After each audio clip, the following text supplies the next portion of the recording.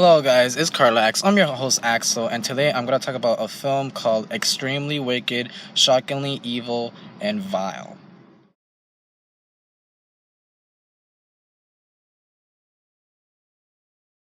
This movie was actually pretty good. It's about Ted Bundy, who's a serial killer back in the 1970s. And the reason why I watched it wasn't because it was a serial killer about Ted Bundy. The reason why I watched it was I wanted to see what Zac Efron can bring in a drama movie. Zac Efron has done, High School Musical, all these comedy movies. So this was the first time he was doing a serious role.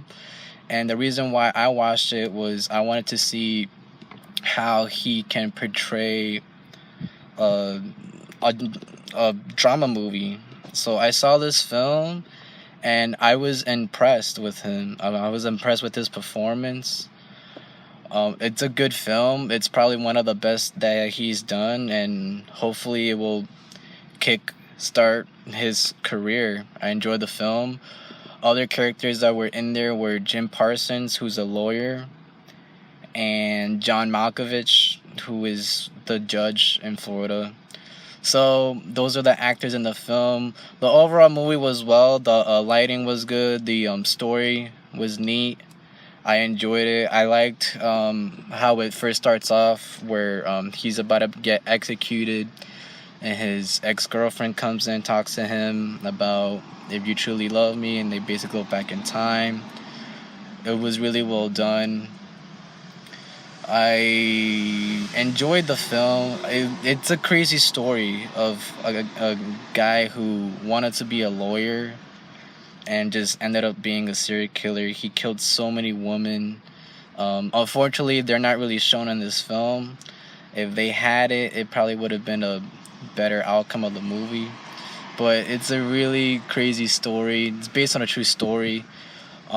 Just it was crazy. I was watching it, and I don't know how this guy is probably one of the smartest killers out there in history. This man escaped prison twice. He escaped one time in court. He just jumps out the window. He jumps out the window, doesn't break any bones, and he just runs off.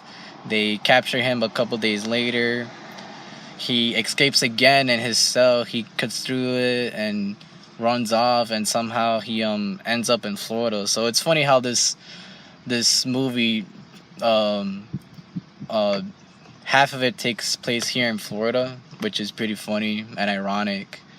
And this man had the balls to self-defense himself in trial, and he did a really good job trying to defend himself and trying to make him a free man. But he was so convincing on not being guilty of what he was saying. Like, he looked like a guy that you would see normally, who's your next door neighbor, and who acted like a nice guy, but in reality he was a really dark dude. And it's unfortunate that there's people like that in this world, but it is what it is. His girlfriend that plays in the movie, I don't know what her name is, but she did a good job throughout the film. When she was with Ted Bundy, she was really in love with him. And then when he was in jail, prison, she was really depressed. It really shows you how when you lose somebody, you life can hit you really hard, and that's what happened to her. She was really depressed. She got into alcoholism. Um, she drank a lot, and she was very convinced that he was not guilty, that he was an innocent man, and he told her everything, and he was convincing her that he wasn't guilty for so many years. And this, I mean, I'm lost for words how this man was so convincing of not being guilty. What else? Throughout the film, um, it was mostly about his trial. I wish they had scenes of him killing the woman. I felt like it would have been a better story, but better movie. But they didn't. It was just mostly about the trial. But but it's it's still a really good movie. I really enjoyed it. Um, you guys should watch it. It's really well done. So yeah, it's a good movie. Let me just give away what happens at the very end. The very end, it finds out that he was convicted. He's guilty of all these charges, and the reason why he's guilty is because his girlfriend at the time turned him in. So she actually told the police, like, hey, I think it's him, I'm not sure. And throughout all these years, she felt so guilty that that it was her fault why he was behind bars, and he was very upset about that.